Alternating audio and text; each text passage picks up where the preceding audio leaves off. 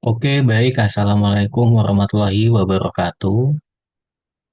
Perkenalkan, saya Muhammad Enur Kadafi dengan NRP akhir 1056. Di sini eh, pada mata kuliah rekayasa kegempaan, saya akan membahas mengenai pengolahan peta PGA, soil type classification, dan juga amplifikasi daerah kabupaten dan kota Probolinggo.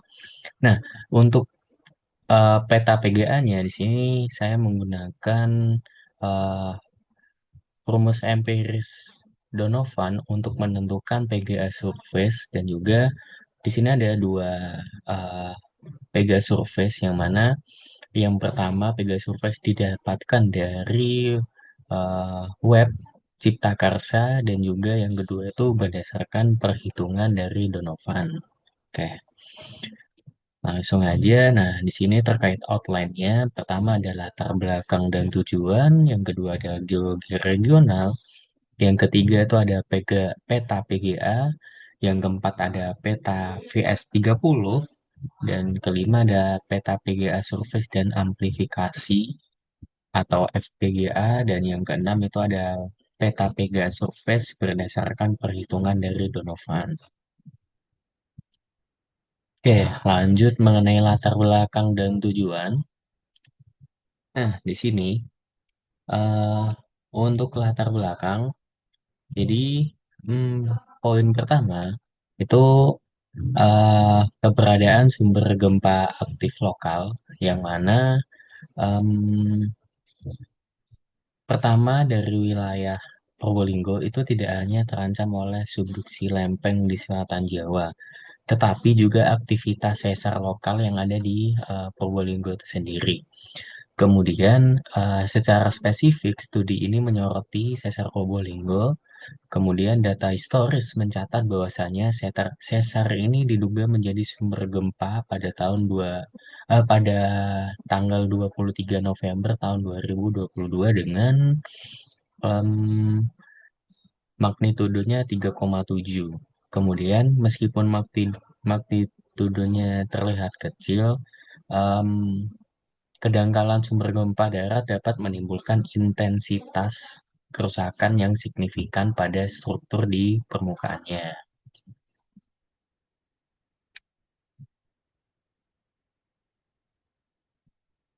Kemudian yang kedua itu variasi kondisi geologi permukaan atau side effect.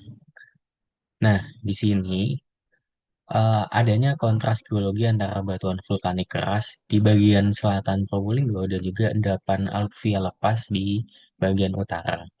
Kemudian kondisi sedimen tebal berpotensi memicu amplifikasi atau persebaran dari gelombang gempa. Nah, em, ke- dari kedua poin ini itu eh, kita pada daerah Probolinggo itu memiliki variasi litologi yang kontras, yang mana batuan pertama itu batuan gunung api kuarter yang cenderung keras di bagian selatan tadi. Kemudian di bagian utara didominasi oleh endapan aluvial atau pada waktu geologi Holosen berupa material lepas yang belum terpadatkan. Nah, berdasarkan statement ini itu ada studi yang merujuk pada fenomena side effect menurut Kramer pada tahun 1996, yaitu gelombang seismik yang merambat dari batuan keras ke sedimen lunak atau aluvial akan mengalami amplifikasi atau pembesaran amplitudo.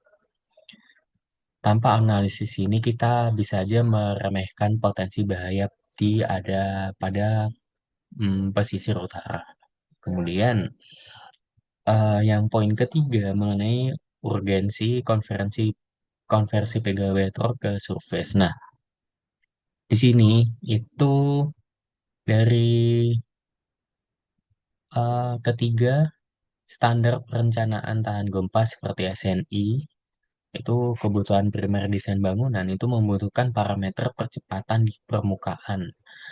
Nah, bukan hanya di batuan dasar. Jadi di data awal kita hanya berupa PGA bedrock. Jadi di sini berupa PGA bedrock yang merepresentasikan guncangan real di permukaan. Nah, sedangkan nilai ini tuh masih belum mencerminkan guncangan aslinya yang dirasakan oleh bangunan di atas tanah lunak. Oleh karena itu, perhitungan faktor amplifikasi menjadi jembatan wajib untuk mendapatkan nilai Pegasurface yang akurat. Kemudian dari ketiga latar belakang tersebut, em, di sini memperoleh beberapa tujuan, yang mana pertama itu karakterisasi geologi regional. Nah, ini juga digunakan untuk mengidentifikasi persebaran formasi batuan dasar pada endapan permukaan di Kabupaten Probolinggo. Kemudian klasifikasi situs VS30. Nah, ini digunakan untuk memetakan eh, kelas situs tanah berdasarkan parameter kecepatan gelombang geser atau VS30 sesuai standar SNI, yaitu ada tanah keras, sedang, dan lunak. Kemudian analisis faktor amplifikasi. Nah, ini juga digunakan untuk menghitung seberapa besar penguatan gelombang gempa atau faktor amplifikasi yang terjadi akibat perbedaan impedansi akustik antar lapisan batuan. Kemudian yang keempat itu pemetaan bahaya gempa permukaan atau PGA surface. Nah, ini menghasilkan peta akhir PGA surface yang merupakan hasil integrasi antara bahaya seismik dasar atau bedrock dengan respon tanah lokal. Nah, em, studi ini bertujuan untuk membandingkan hasil tersebut dengan pendekatan deterministik menggunakan rumus empiris, yaitu Donovan, khusus untuk skenario sesar dari Probolinggo tersebut. Oke, next mengenai geologi regional dari Probolinggo.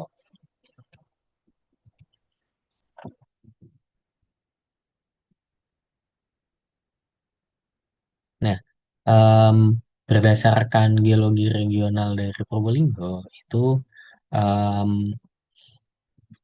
terdiri dari tiga batuan dasar, yaitu batuan dasar tersier, kuarter, dan juga holosen. Nah, pada batuan dasar tersier ini formasi leprak atau TPL yang bisa dilihat. Nah, itu eh, terdiri dari batuan sedimen laut. Nah, ini bertindak sebagai bedrock dalam model kita nanti. Kemudian ada batuan gunung api, kuarter, atau produk dari yang bertulisan G. Nah, itu merupakan material vulkanik yang biasanya memiliki densitas yang bervariasi. Kemudian ada endapan aluvial holosen yang paling muda atau Ki-A, terdiri dari material lepas seperti pasir dan lempung. Nah, mengapa sih studi geologi regional ini penting? Karena menurut Van Bemmelen pada tahun 1949 dalam bukunya The Geology of Indonesia, nah, karakteristik litologi di Jawa Timur itu sangat dipengaruhi oleh vulkanisme kuarter.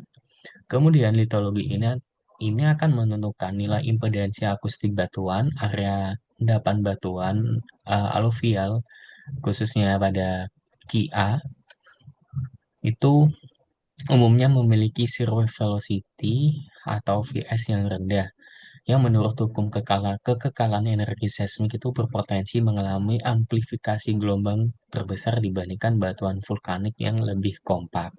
Seperti itu. Kemudian lanjut mengenai peta PGA. Nah, di sini merupakan peta PGA bedrock.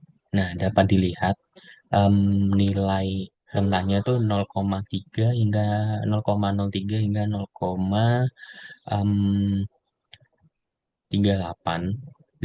Nah, ini adalah nilai input awal dalam perhitungan beban gempa sebelum diklasifikasikan ke faktor amplifikasi tanah. Nah, PGA itu apa sih? Nah, parameter keteknikan yang merepresentasikan amplitudo terbesar percepatan gelombang gempa mengacu pada Karmer pada tahun 1996 dalam Geotechnical Earthquake Engineering. PGA di batuan dasar bedrock dikontrol oleh magnitudo sumber gempa dan juga jarak hipocenter. Nah, Peta ini kemungkinan besar diturunkan dari peta sumber dan bahaya gempa Indonesia, Pusgen terbaru yang memperhitungkan aktivitas subduksi di selatan Jawa dan selatan aktif darat. Nah, berdasarkan hasil peta PGA Betrok ini, tampak terlihat nilai PGA yang paling besar tuh pada daerah selatan. Selatan dari Probolinggo. Mengapa demikian? Karena peta PGA ini eh, mengat- eh, merepresentasikan bahwasanya semakin tinggi nilai PGA-nya itu semakin dekat dengan pusat gempa, yang mana kalau dari peta PGA Betrok ini itu em, pusat gempanya masih berada di selatan Pulau Jawa atau Megatrust seperti itu. Jadi nilai PGA tertingginya itu eh, pada warna merah ini berada di selatan, karena hasil PGA ini itu didapatkan dari scraping pada em, web RSA Cipta Karsa seperti itu.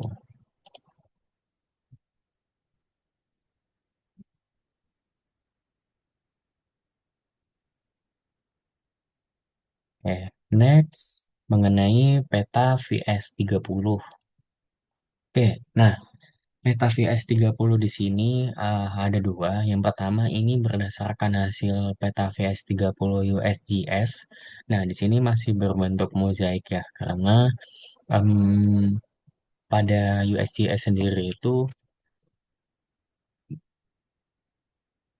belum bisa diklasifikasikan situs tanahnya. Nah, kemudian dari hasil em, ini berformatif sehingga menghasilkan bentuk mozaik seperti ini. Kemudian dari peta VS30 kita dapat mengklasifikasikan kelas situs tanahnya seperti itu. Tampak terlihat pada gambar di samping eh, pada VS30 yang mozaik itu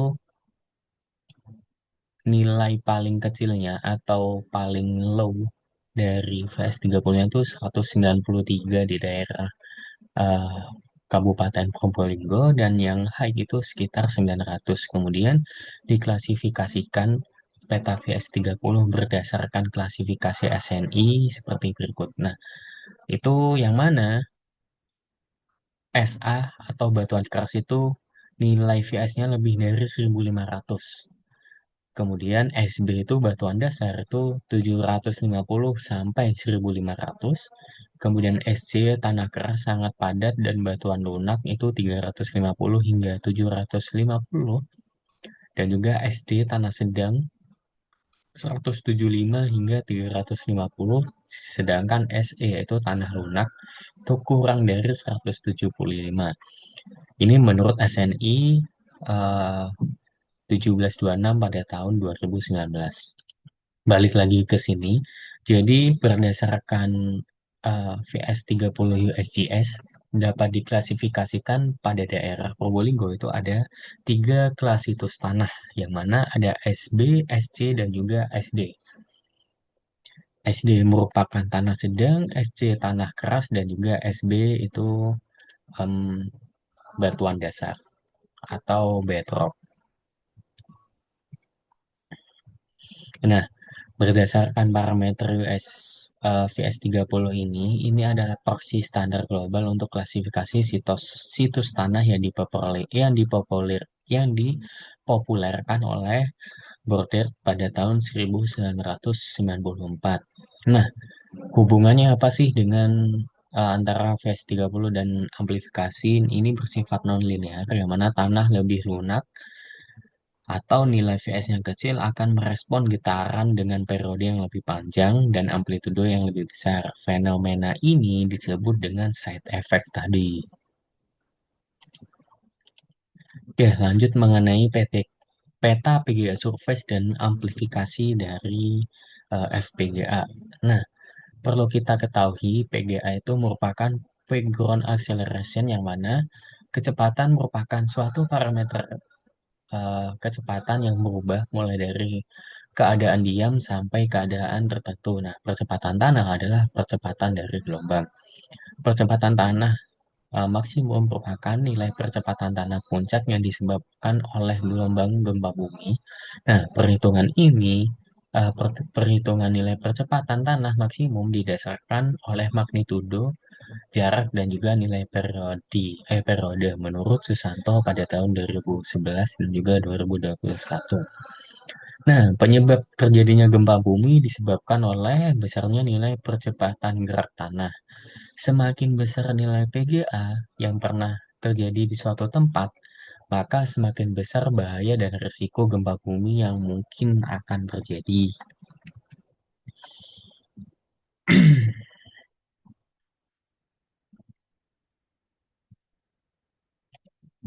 Nah, untuk amplifikasi, faktor amplifikasi adalah faktor pembesaran gelombang seismik yang terjadi akibat perubahan besar antara lapisan dari medium keras ke medium yang lebih lunak.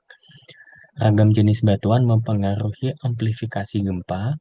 Pada umumnya, perbuatan gelombang suatu daerah dengan kondisi geologi berupa sedimen atau endapan yang tebal akan mengakibatkan terjadinya amplifikasi. Nah, amplifikasi juga dapat terjadi ketika frekuensi dominan hampir sama dengan frekuensi gempa yang datang. Amplifikasi merupakan suatu gelombang yang mengalami penguatan jika melalui suatu medium tertentu. Berdasarkan pengolahan dari data tadi, nah di sini dapat terlihat bahwasanya peta PGS Surface berdasarkan eh, RSA Cipta Karsa tadi. Nah, terlihat bahwasanya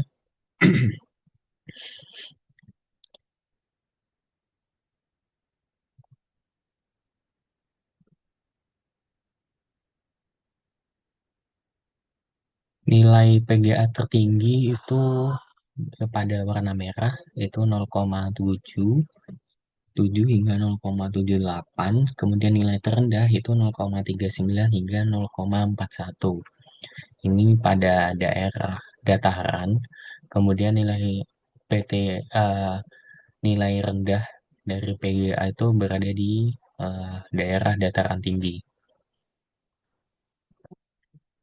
Nah, kemudian di sini korelasi antara peta PGA surface dan juga peta geologinya dapat terlihat eh, hampir mirip dengan klasifikasi peta geologinya juga, klasifikasi batuan dari peta geologi. Nah, di sini ada peta amplifikasi dari PGA-nya yang mana amplifikasi tertinggi itu nilainya 1,95 dan paling rendah itu 1,1.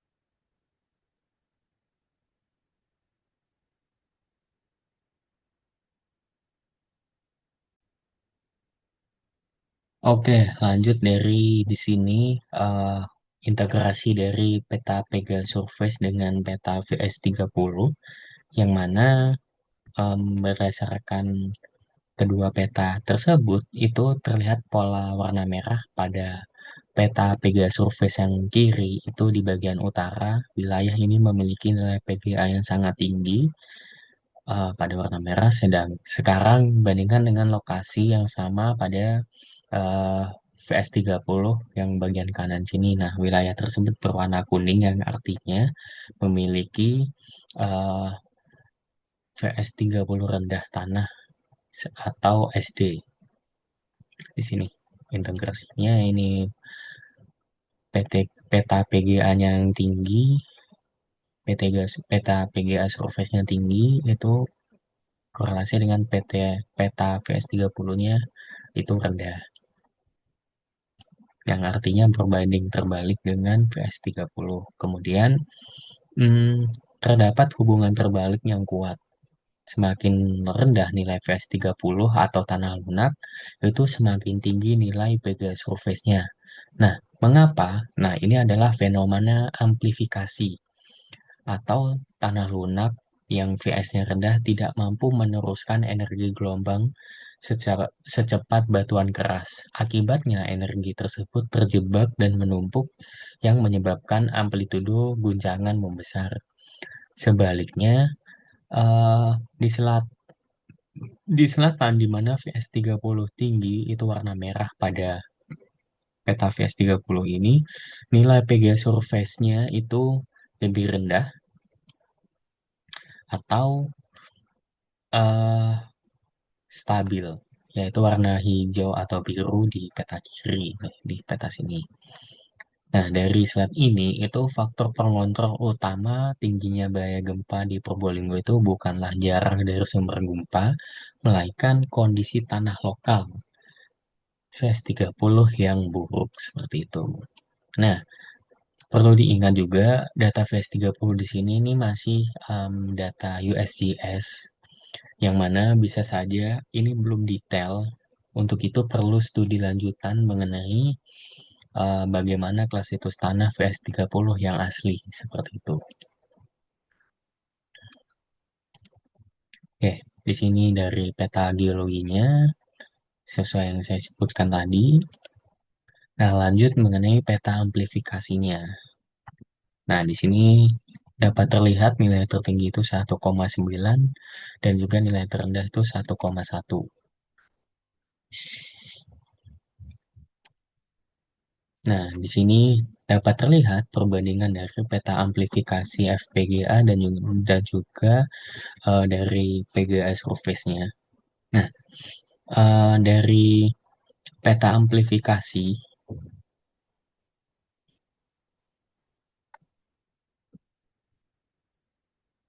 itu eh, nilai faktor amplifikasi di utara itu mencapai 1,95. Artinya, guncangan gempa diperbesar hampir 2 kali lipat saat merambat dari batuan dasar ke permukaan. Dapat dilihat ini kan eh, apabila peta PGA surface-nya yang paling tinggi itu kan 0,77. Nah, di sini peta amplifikasinya itu 1,95. Nah, hampir lebih besar, lebih besar 2 kali lipat. Nah, seperti itu. Jadi, em, pada peta di sini itu menunjukkan dari amplifikasi dan juga PGA surface itu bagaimana sih kondisi dari misalkan yang PGA surface itu eh, nilainya, nilai nilai PGA-nya dan juga amplifikasi itu bagaimana tingkat kerentanan tanahnya terhadap gempa gitu. Semakin tinggi nilai amplifikasi, maka semakin besar guncangannya atau berpotensi kerusakan akibat gempa dan juga semakin kecil tuh semakin kecil juga. Nah, lanjut mengenai peta Pegasurface dari Donovan. Nah, sebelum itu di sini ada uh, bagaimana sih kita mendapatkan atau saya mendapatkan peta Pegasurface dari Donovan karena yang sebelumnya ini kan uh, ini peta Pegasurface dari uh, Cipta Karsa ya. Yang mana di sini peta Pegasurface dari Donovan. Dapat dilihat bahwasanya eh di sini saya menggunakan beberapa persamaan atau salah satu persamaan dari Donovan. Nah, metode Donovan ini itu berupa rumus empiris atau deterministik yang digunakan untuk menentukan nilai percepatan tanah maksimum di suatu wilayah dengan pola tektonik subduksi. Jadi, peta PGA surface yang Donovan ini itu lebih ke menentukan bahaya gempa atau tingkat klasitus tanah terhadap gempa berdasarkan patahan. Biasanya patahannya itu patahan-patahan lokal saja kalau dalam studi case yang saya bawakan ini karena di Probolinggo itu terdapat sesar Probolinggo seperti itu. Kemudian berdasarkan persamaannya yaitu dengan A sama dengan 1080 dikali eksponensial 0,5 dikali magnitudo maksimum dibagi R itu ditambah 25 dipangkatkan 1,32 dengan A itu Pegasus surface, MS itu magnitudo gelombang permukaan atau magnitudo maksimum, dan juga R itu jarak hipocenter. Nah, dalam studi ini itu MS yang saya dapat itu berdasarkan data dari Pusken pada tahun 2024 yang mana untuk sesar Probolinggo itu memiliki nilai MS-nya itu 6,1 magnitudonya, magnitudo maksimumnya. Kemudian untuk mendapatkan R itu bagaimana? Jadi eh, R itu didapatkan dari akar dari X stasiun dikurangi X patahan dipangkatkan 2 ditambah Y stasiun dikurangi Y patahan dipangkatkan 2.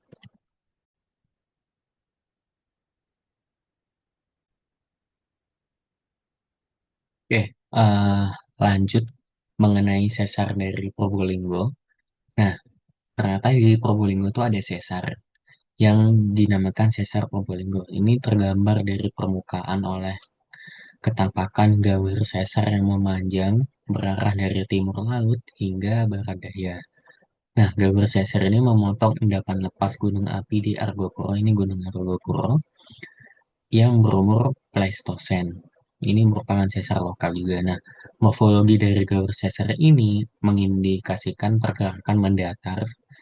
Sesar ini diduga merupakan sumber dari gempa yang terjadi pada tanggal 23 November pada tahun 2022 dengan magnitudo 3,7. Ini berdasarkan dari data BMKG pada tahun 2022.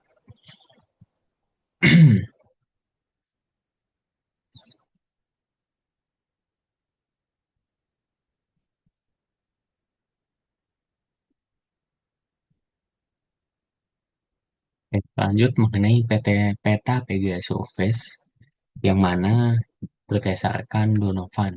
Nah, dapat dilihat di sini bahwasanya eh, nilai PGA yang dekat dengan patahan itu nilai PGA-nya tinggi dibanding dengan yang jauh dari patahan.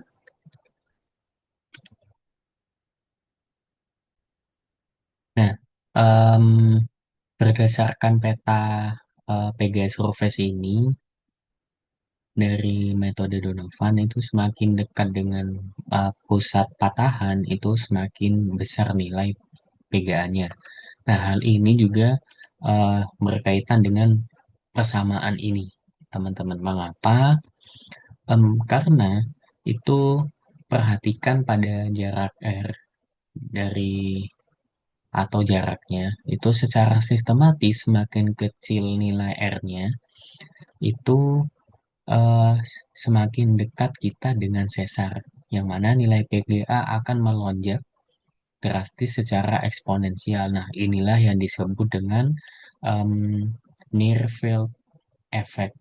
Berbeda dengan peta SNI sebelumnya yang dipengaruhi oleh jenis tanah. Nah, dari peta peta Donovan ini itu murni dikontrol oleh geometri terhadap jarak sumber gempa atau konteksnya di sini patahan. Oke, nah di sini ini didapatkan dari apa? Nah, ini untuk nilai X stasiun dan juga X patahan. Nah, dikarenakan ini berdasarkan data dari scraping, yang mana scrapingnya itu berupa titik-titik pada daerah Kabupaten Probolinggo ini dengan setiap jarak antar titiknya itu eh, sepanjang 1 kilometer. Kemudian patahan dari sesar Probolinggo ini itu panjangnya itu 15 kilometer. Jadi otomatis terdapat 15 titik di patahan ini dikarenakan menyesuaikan dengan jarak stasiunnya atau yang di sini saya gunakan itu hasil scrapingnya, titik-titik scraping. Untuk titik-titik scraping itu maksudnya gimana sih? Nah, sebentar saya akan tunjukkan. Oke, di sini jadi eh, di mana sih kita bisa mendapatkan nilai R-nya tadi? Oke, di sini saya tunjukkan. Jadi di sini merupakan em,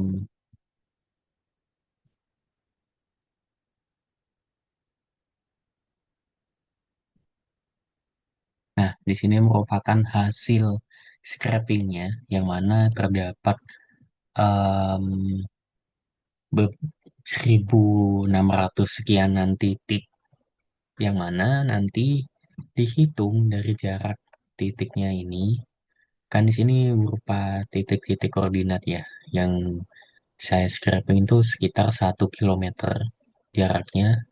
Kemudian diintegrasikan dengan jarak dari patahannya di sini, patahan Probolinggonya yang mana di sini itu merupakan em, panjangnya 15 kilometer, kemudian dimasukkan ke rumus yang tadi. Nah, R stasiun itu berupa koordinat dari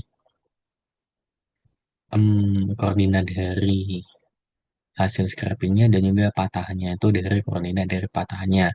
Perlu diingat teman-teman di sini untuk persamaan ini itu dalam bentuknya em, UTM ya, harus UTM karena dalam jarak meter, kemudian nanti dikonversi ke kilometer, yang mana bukan menggunakan latitude atau longitude seperti itu.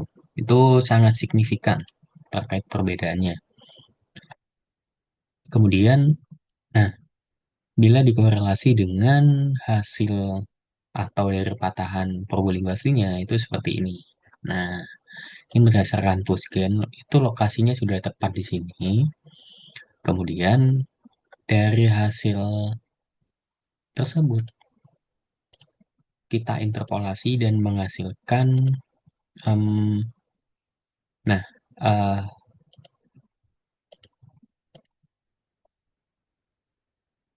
menghasilkan eh, hasil dari peta PGA surface-nya, yang mana nilai tertinggi berdasarkan Donovan, dan nilai tertingginya itu 325 dan terendahnya itu 97, seperti ini. Tuh, seperti itu. Berbeda halnya dengan peta PGA surface yang berdasarkan RSA Cipta Karsa tadi, itu hanya menampilkan berdasarkan klasifikasi situs tanahnya saja, seperti ini, yang mana eh, mengindikasikan bahwasannya bagaimana sih tingkat kerentanan gempa berdasarkan eh, kelas situs tanah saja, seperti itu. Berbeda halnya dengan yang Donovan, itu peta PGA surface berdasarkan sumber gempa atau patahan. Seperti itu, teman-teman. Jadi, kalau dikaitkan dengan peta PGA aslinya, di sini itu eh, bisa saja tidak berkorelasi. Karena apa? Karena hasil dari peta PGA bedrock di sini itu menunjukkan bahwasannya di sini tuh nilai PGA tertingginya itu berdasarkan dekat dengan pusat gempa. Pusat gempanya dari mana? Itu dari zona megatrust yang ada di selatan Pulau Jawa, teman-teman. Seperti itu. Dapat terlihat perbedaan korelasinya. Namun, apabila saya menggunakan patahannya itu atau pusat gempanya itu menggunakan pusat gempa yang ada di selatan Pulau Jawa atau megatrust yang mana di situ sangat besar terjadinya rentan terjadinya gempa itu menghasilkan peta PGA hampir sama dengan peta PGA Bedrock seperti ini gitu.